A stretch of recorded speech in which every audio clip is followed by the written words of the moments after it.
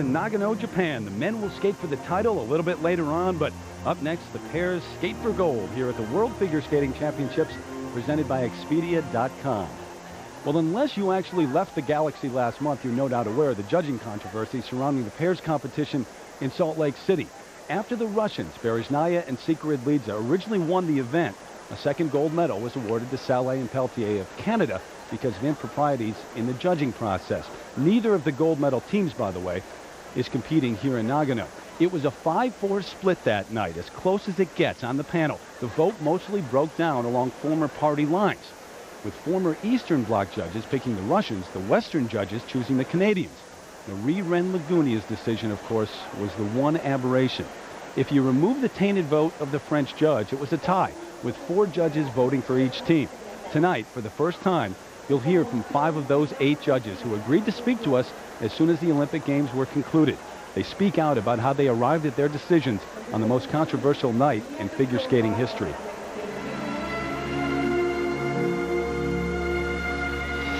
The Russians, in my opinion, had a small mistake. The Canadians had not. So therefore, I decided with 1/10 of a mark for the Canadian in the first mark. Berezhnaya and Sikhoridlidze had a small mistake in the jump sequence. But when you look at the other elements, the strength of all the other elements, the connecting steps in between, the interesting positions, their changes of speed, all this gives them a slight advantage. When the Canadians skated, I thought their performance was more synchronized, better unison, their interplay, their mood. They had unison of body, mind, spirit, and I really thought it was perfect. Canadian pairs had no any new original movements, elements.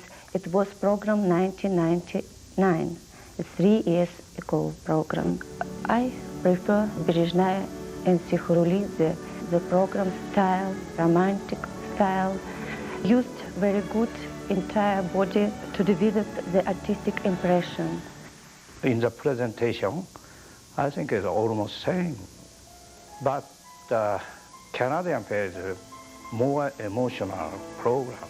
If they are last skater, I will give 6.0 in the presentation.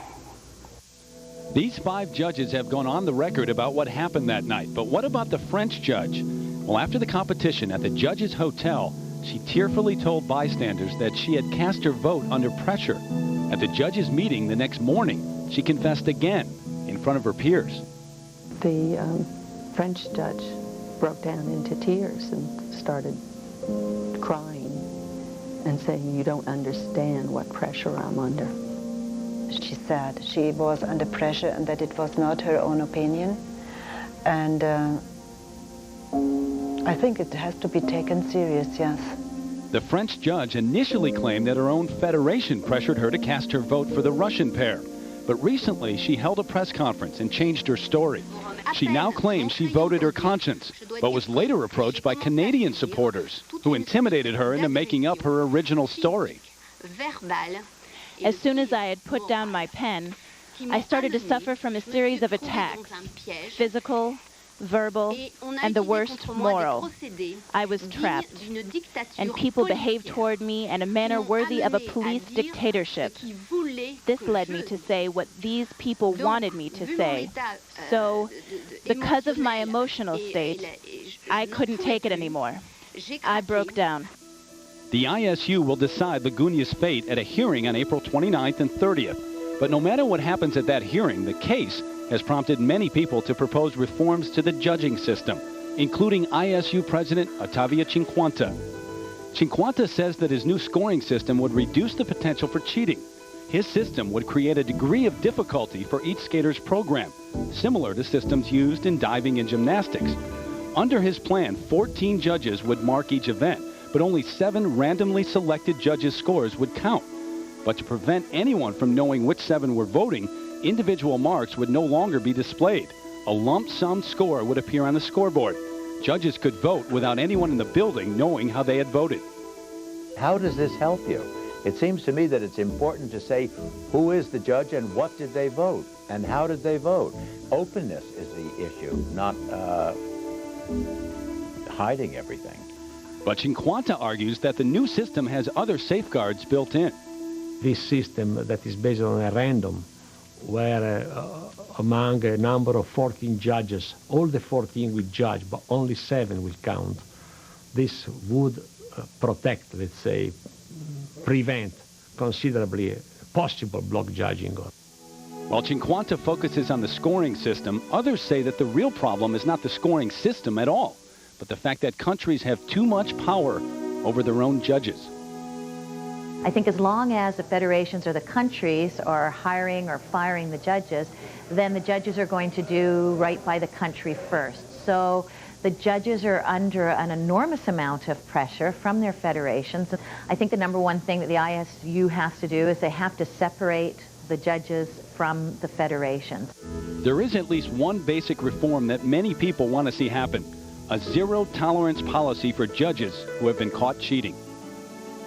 When judges have been convicted for cheating, and it's been clear-cut, as it was in 1999 when Babenko was caught tapping his foot, the signal and placements, to the Ukrainian judge, 5 feet away from him, he should be suspended forever. Have you ever heard of a bank, for example, taking back someone who they had in their accounting department who embezzled money? They may have served their sentence. Let them go find a job someplace else. When a judge is found guilty of an impropriety, are you personally in favor of a lifetime ban as opposed to what happens now, which in some cases is just a short-term suspension? Well, in the case of a grave offense to the rules, yes, I am personally in favor of life ban. But this is a personal opinion.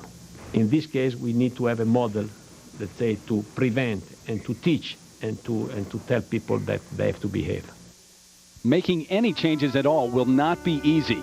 2/3 of the ISU's 56-member nations must approve any reform. But if there has ever been a moment when things could change, it's now. For the credibility of the sport is on the line. Well, a couple of points to make here. First of all, the French judge, Marie-Reine Lagougne, has filed a formal complaint against 2 ISU officials citing undue influence. Also, earlier this week, I was told by the president of the ISU, Ottavio Cinquanta, that as soon as the hearing is concluded at the end of April, he will release the results of that hearing and the investigation to the public, so we will all know right away when action will be taken. And Dick, I want to ask you, what's your take on this entire situation? Well, there are many judges who are really hard-working, and they're honest, and they're experienced, and they've given years of yeoman service. I mean, they are to be honored. Unfortunately, it's the bad reputation of a few judges and their federations that tarnishes the entire sport.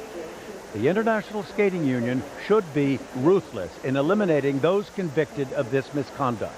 I mean, Tonya Harding was banned for life just for knowing about a conspiracy to whack Nancy on the knee. Now, in skating, convicted judges continue to judge. Alfred Korytek, one of those suspended in the now infamous tap dancing scandal, is back judging here. Not for the Ukraine this time, but now for Israel. So what gives? I mean, if a country's judges continue to cheat, the federation should be banned, as happened in 1978 when the Russian Federation was barred for a year from sending any judges to any competition. There should be much greater openness in this sport, not secrecy. Judges are not allowed to talk, country affiliations are hidden, and there are limited press conferences. I fear that Madame Lagougne will be a scapegoat, a tip of the iceberg that just may not melt away. When we come back, one thing is for certain.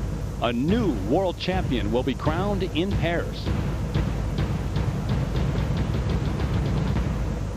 One is eyeing the color gold, especially America's Kyoko Ina and John Zimmerman.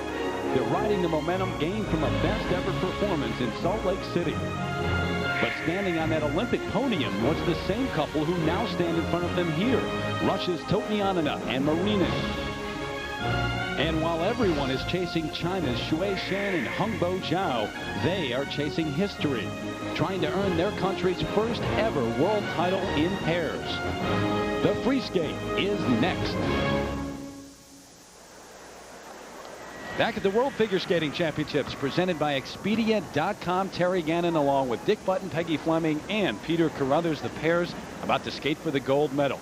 Final group on the ice warming up, including Xue Shen and Hengbo Zhao of China. Well, now, look how strong they are.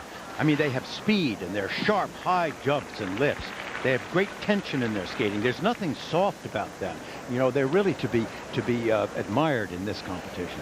And Peggy, the Americans, Kyoko Ina, John Zimmerman, they've had a great year so far. Well, this is a huge opportunity for them to medal here. They brought down the house in Salt Lake with 2 beautiful programs, and they were very proud of themselves. But this team struggled so much in the beginning, and this season their dedication has really paid off. Ahead of them in second place, the team that finished just ahead of them at the Olympic Games in fourth, Tatiana Topmianina and Maxim Marinin of Russia. And Russia has dominated pair skating over the years. They have won 30 out of the 37 gold medals. You go back 37 years, they've won 30 of those. Right behind them, Maria Petrova, Alexei Tikhonov, also from Russia. They've struggled the past few years, but this is the team that won the '99 World Championships, the only team here in Nagano that has won a gold medal at Worlds. It's a panel of 9 judges working the World Championships here in Nagano. There is a judge from the U.S. on this panel, and a couple of judges who were on the panel that night in Salt Lake City for the pairs free skate. Number 3, the judge from China, and number 4, right alongside the judge from Ukraine. They both worked the pairs free skate at the Olympics. And by the way, judge number 8 from Canada, Sally Rahoric, was very outspoken after that event, saying it was a travesty. She would never work another event. Here she is in Nagano. Right now, let's get a report from Peter Carruthers. Well, the interesting story here, Terry, is with Shen and Zhao's coach, Bin Yao. I remember competing against him at the 1980 World Championships. At that time, he and his partner were the first pair team from China to compete at the Worlds, and they used to stand around during the practice sessions watching everybody else because they were just learning. Well, they placed last at those World Championships, but move ahead to the year 2002. Now Bin Yao is the foremost coach in China when it comes to pair skating. The Chinese entered this sport 22 years ago, and tonight they're going to try to make history. All right, Peter, thanks. It is Shen and Zhao in the lead after the short program ahead of Topmianina and Marinin from Russia. The Americans, Ina and Zimmerman, are in third. Remember, if you win the free skate and you're in the top 3, you win the gold medal, and the Americans will skate last. So we're set to go with the pairs free skate. 4.5 minutes in length, 2/3 of the overall score. And it's Maria Petrova and Alexei Tikhonov from Russia. Back in the 99-2000 season, they won 4 titles, including the world title. They have struggled since then, though. They came in 6th in Salt Lake City. Right now, they're in 4th after the short program.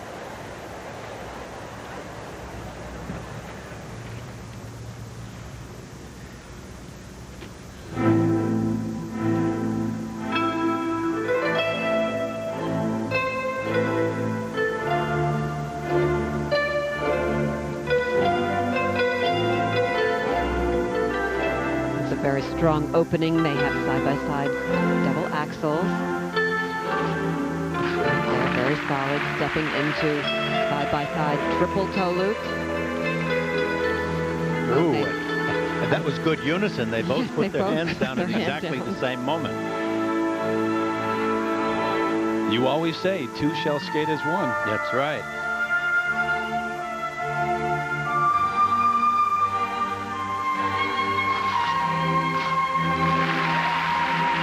Struggled on that one too, but they didn't put their hands down, so that will be counted.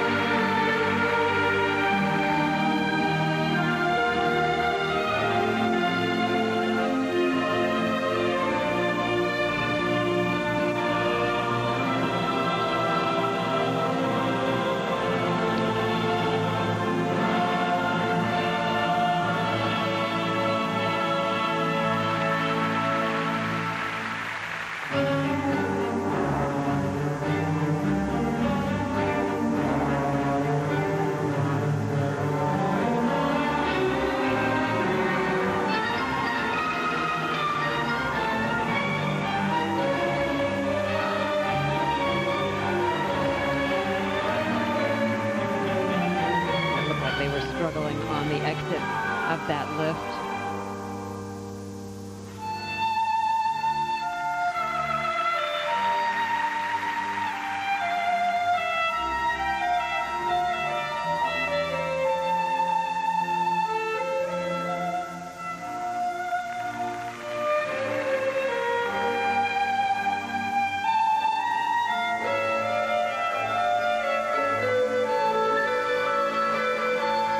I think one of the problems is there's not a great deal of speed. There's certainly very little lightness or effervescence about this pair. There's a rather heavy quality about them that I think is hurting them.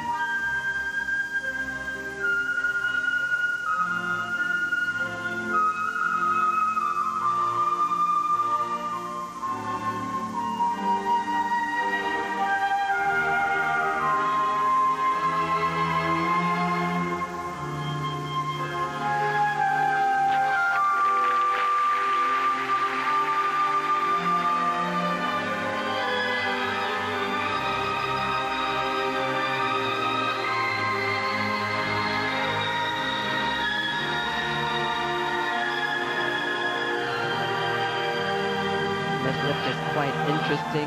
He does an inside spread eagle. Position in the air could be a little better, and the exit could be more smooth.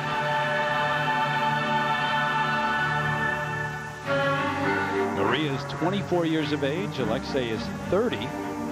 Like many skaters, they have stayed at home in Russia. They live and train. And in the early 90s, Alexei skated in Japan, representing Japan, and a Japanese partner.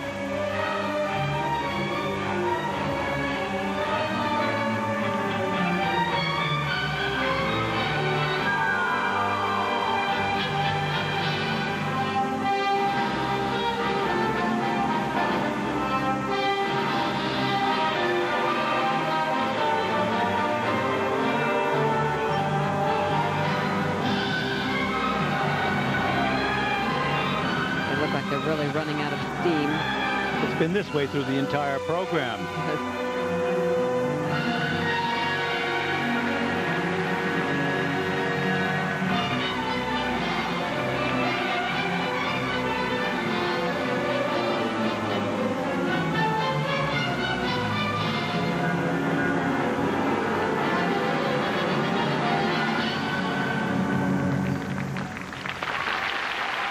Well, that certainly didn't have fire to it. There was no stoking of that up there. I agree. It just never got going, did it? Not at all. Maria Petrova and Alexei Tikhonov from Russia.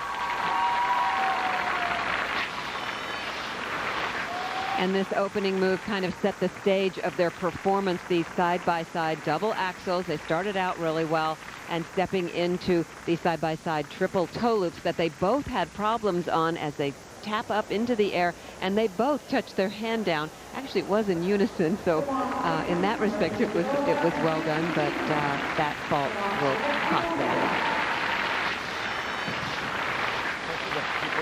They've never finished lower than 4th at the World Championships. That's why their 6th place finish in Salt Lake City was so disappointing to them. The first set for technical merit, 5.3 up to 5.6. And those are very pedestrian marks. I mean, at this stage of the game, they should be singing with their marks and singing with their performance, and it's not happening. Another wide range for presentation, 5.3 up to 5.7 for Petrova and Tikhonov. That shouldn't hold up.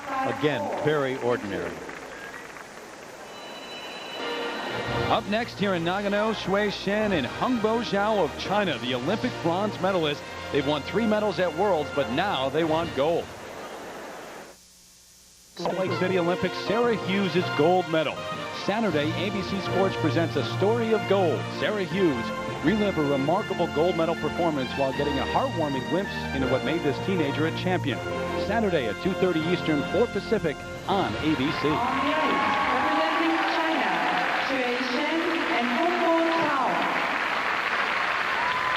Meanwhile, here are the leaders after the short program. Shui Shen, Hongbo Zhao trying to win China's first gold medal ever in pairs. Years ago, they started skating on flooded soccer fields. They've come so far, and the Chinese skating system has come so far in 22 years.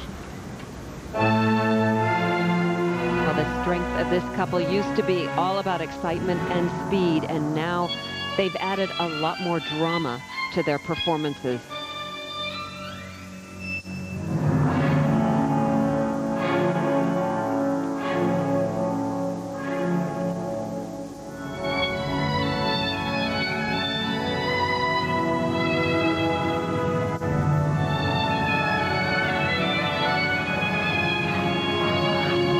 Already the speed, the lightness, and the tension in their skating. Look at this throw, Salchow. Beautiful height, exquisite turns, a triple Salchow that was just magnificent in the air, steady and secure. And at the Olympic Games, they attempted the quad, and she ended up landing it, but only holding it for about 4 feet and then fell.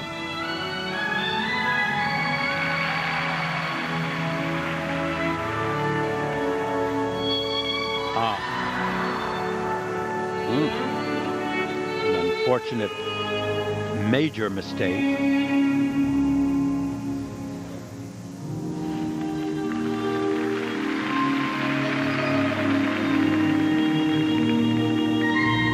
Don't forget Topyanina and Marinin from Russia still to come. Ina and Zimmerman from the U.S. will skate last.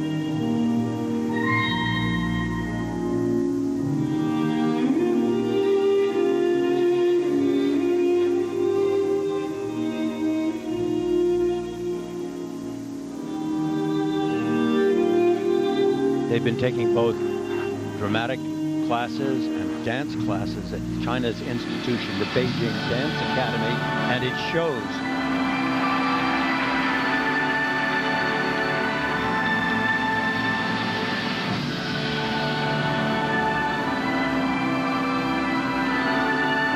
He singled his.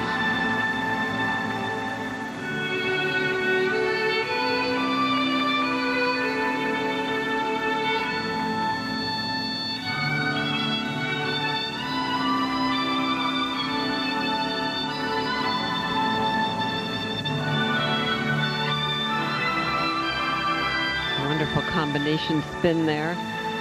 Very inventive moves.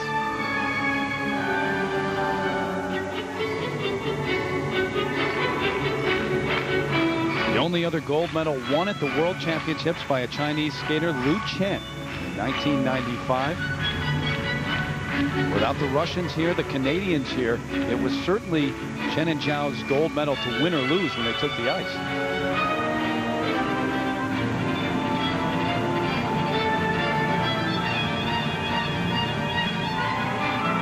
Coming up this throw, triple loop, she gets extraordinary height. Beautiful. Very solid landing and a perfectly beautiful exit edge. Not a single wobble or inner edge to it. Just beautiful.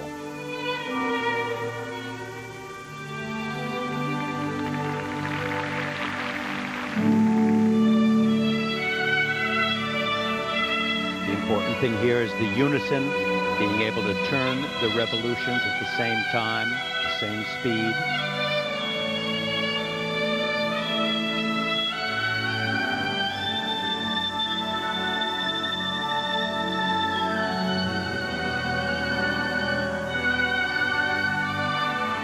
They have improved so much on the interaction between them when they're skating.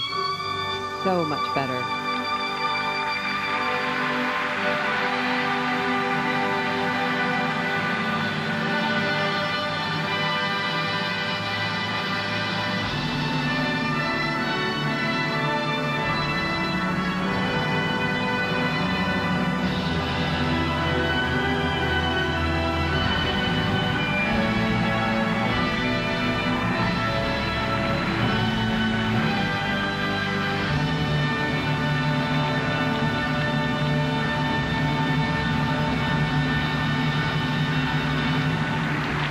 Well, you know, despite the fact that they made a couple of really quite serious mistakes during this thing, I nevertheless think they're a beautiful pair. They've come along so well in the last year alone. Their speed, their energy, their tension, And yet also there's a softness about them this year that we've not seen before that I must say I like very much. But perhaps some life for the Americans who are still to come. Ina and Zimmerman, and the door may be open a little bit. There is no doubt about the fact that this event is not over, as they say, until it's over.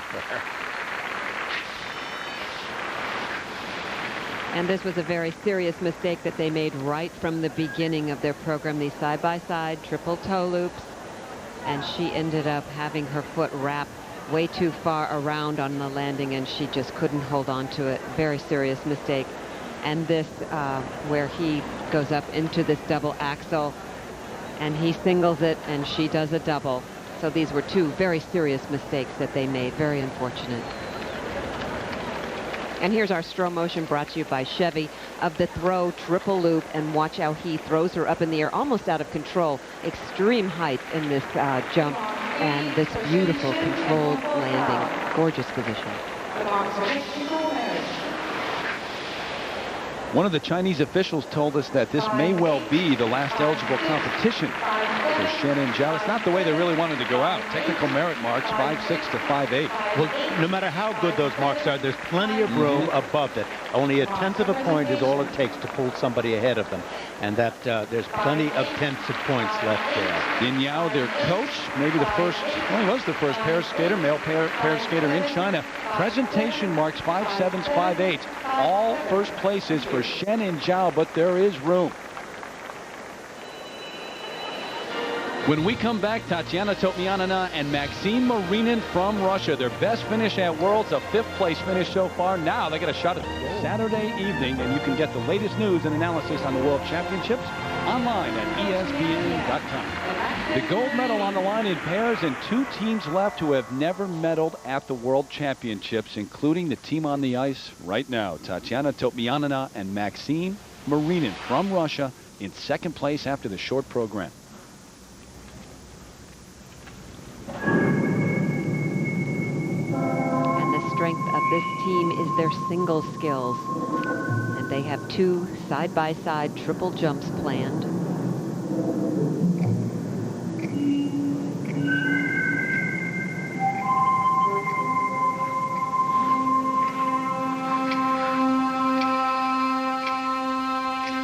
And here's the first one, the side-by-side triple Salchows. Very nice. A little far apart, but nice unison.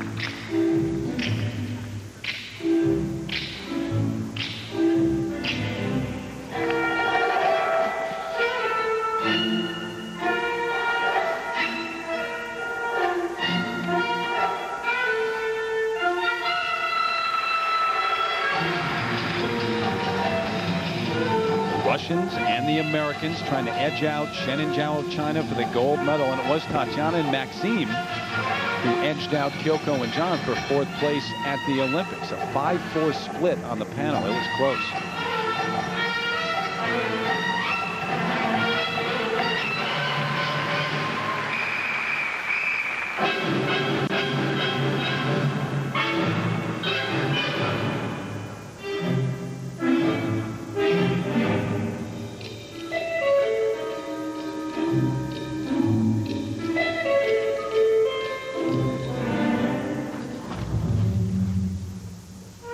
Here is that other side-by-side triple jump, triple toe, double toe combination. He fell really hard. It's hard to recover from that kind of a fall when you start sliding. It's amazing to watch, Dick. The short program, none of the top teams made major mistakes. And here we are, the final group, there are mistakes all over the place. That's because it's named the short program. It's a short period of time. The energy is much greater. The pressure is much less. And just a very unusual thing just happened. His sleeve got caught on the hook of her skate.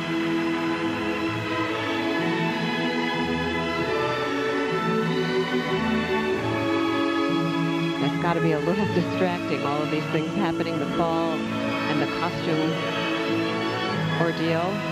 You have to let it go and concentrate on the program.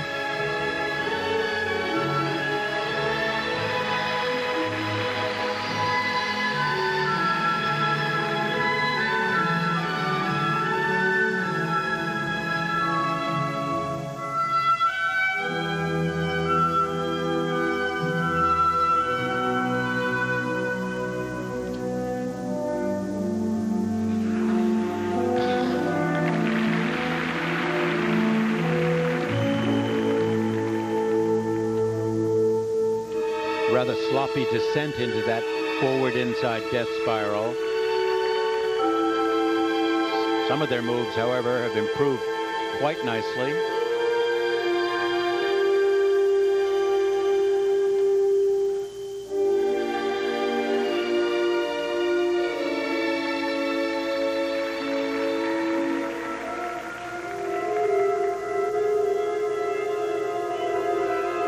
This next move, rightfully called a hand to hip lift, for the obvious reason. Unfortunately, her foot in the air was pointed very undramatically.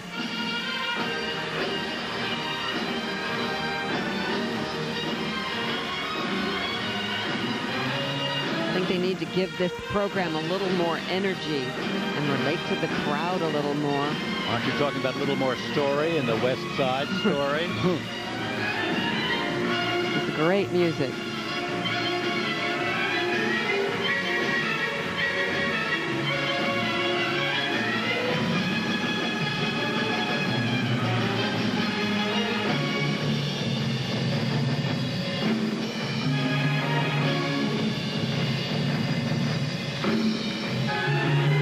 Been very slow. Need more extension and stretch.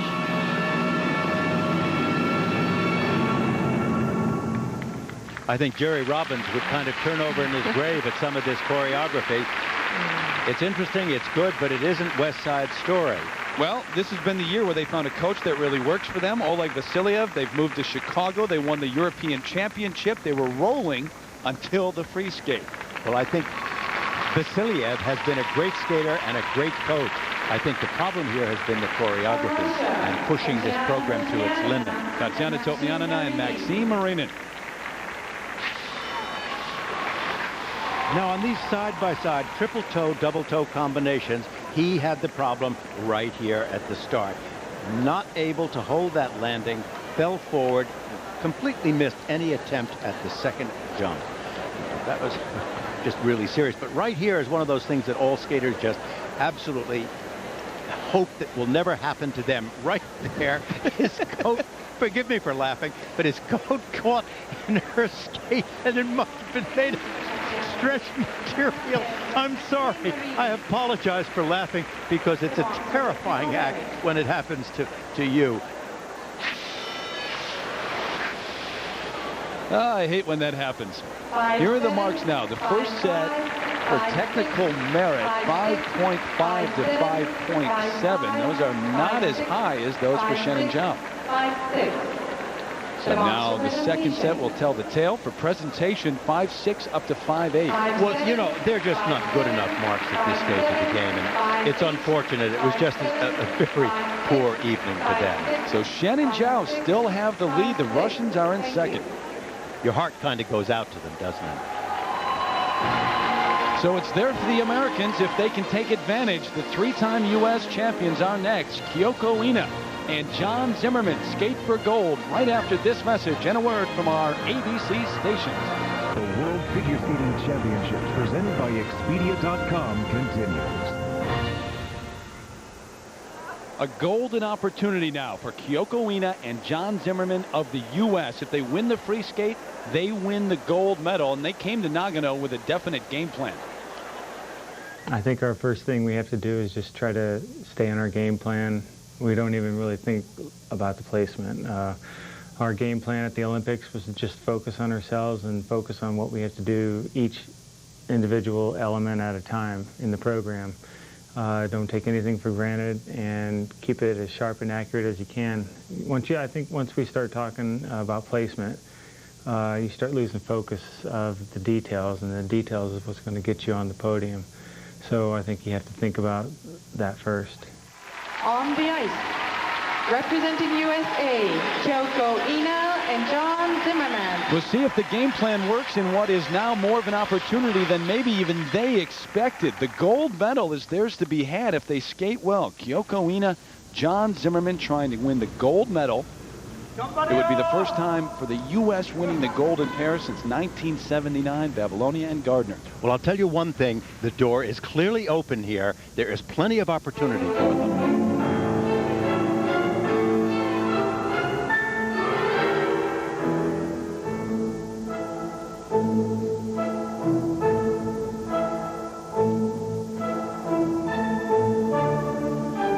highest they have finished at Worlds, 7th the past 2 trips. And their opening move right here is the side-by-side on triple toe loops. Stepped out of it. You know, that's... What can I tell you? Good double axel, though. There's still room for them.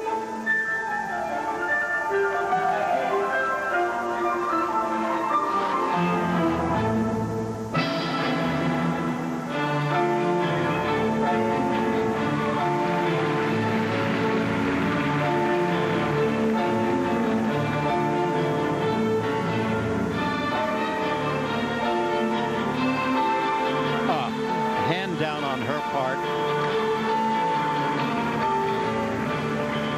I think there must be something in the air in here. Everybody is making mistakes. It's really unfortunate. This door is totally open to them.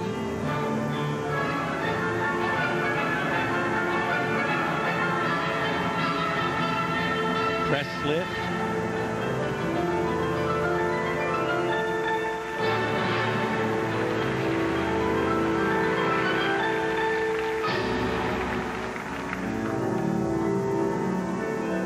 I must say, I've always liked these parallel sitting spread eagles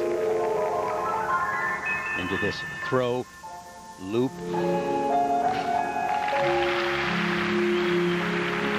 It's a bit of a homecoming for Kyoko, who was born in Tokyo at Imperial Hospital. Her mother's family descended from Japanese royalty. She represented Japan early in her career as a single skater.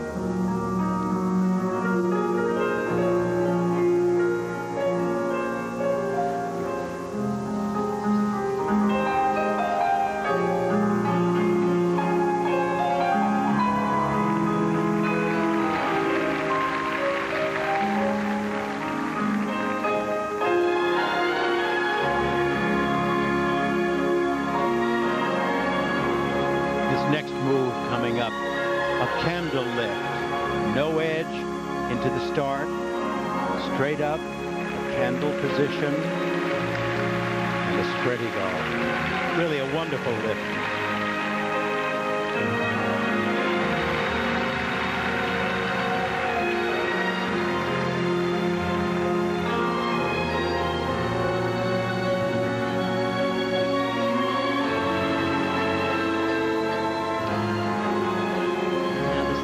Triple Salchow, this back inside edge takeoff. Now she didn't get the usual height that she usually gets. That was just, you know, that's the kind of spill that is going to destroy, on top of the earlier problems, their hopes for being able to pull ahead of the Chinese. What a shame. Now you got to worry about standing on the podium.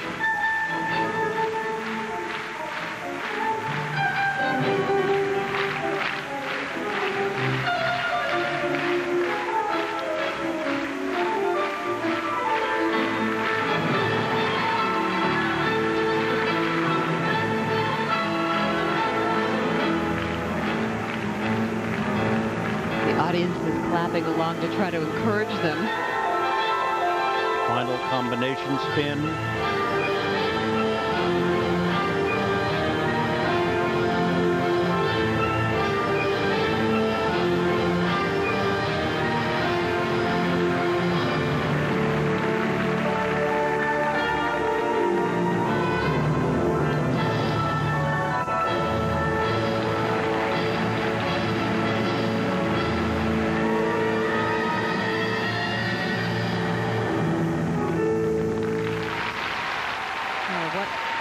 What a shame. It's just such a missed opportunity for them.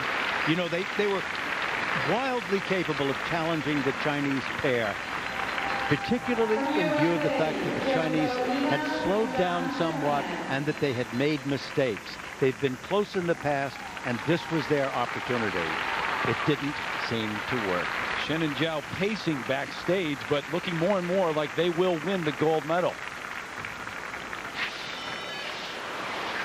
Now, in this opening move in their program, side-by-side triple toe loops, he had the misfortune of not being able to hold on to the landing of the jump, and it was no way to start off this program. But here on this throw triple Salchow, watch her landing. He gets her into the air, beautiful height, wonderful, excellent cross legs, but right there she lands on a back inside edge, is unable to switch to the outside edge, and that blows that move.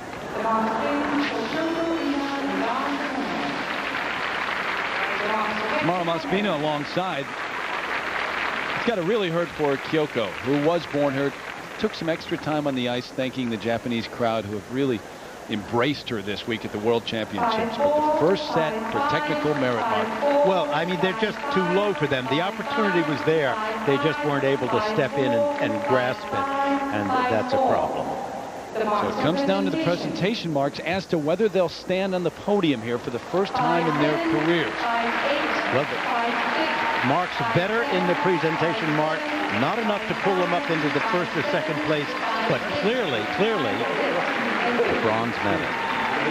Third place for Ina and Zimmerman. The second place mark from the German judge, so they will stand on the podium, but it's Shannon Zhao of China winning China's first gold medal ever in pairs at the World Championships.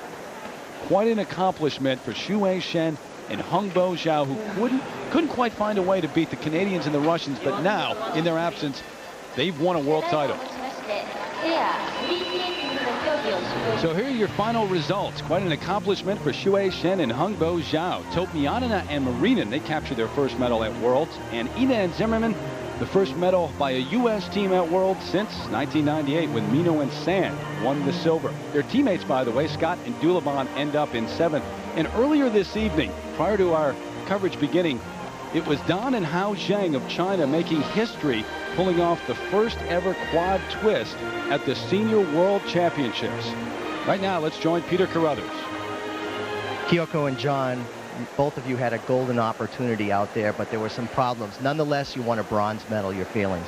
Well, we're excited. We won the bronze medal. It's our first world medal together, and we're just thrilled about that.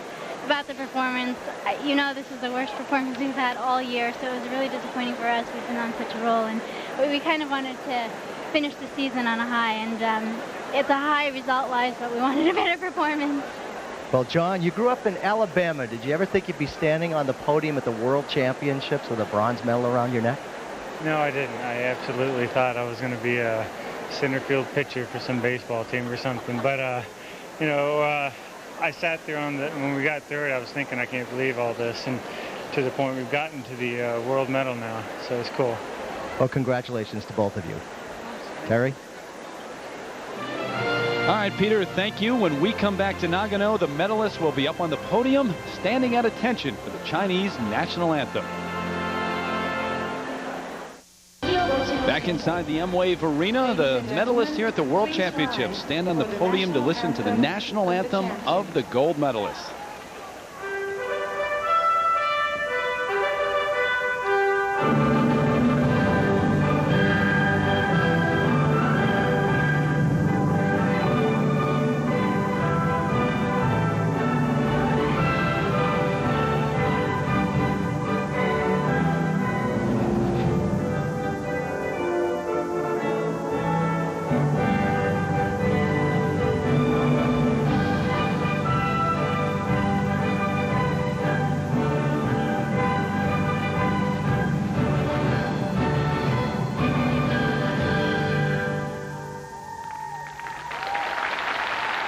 So on a night when it seemed like no one wanted to make a charge and win the gold medal, it's still quite an accomplishment for Xue Shen and Hongbo Zhao of China. Coming up next, the men take the ice to skate for their gold medal.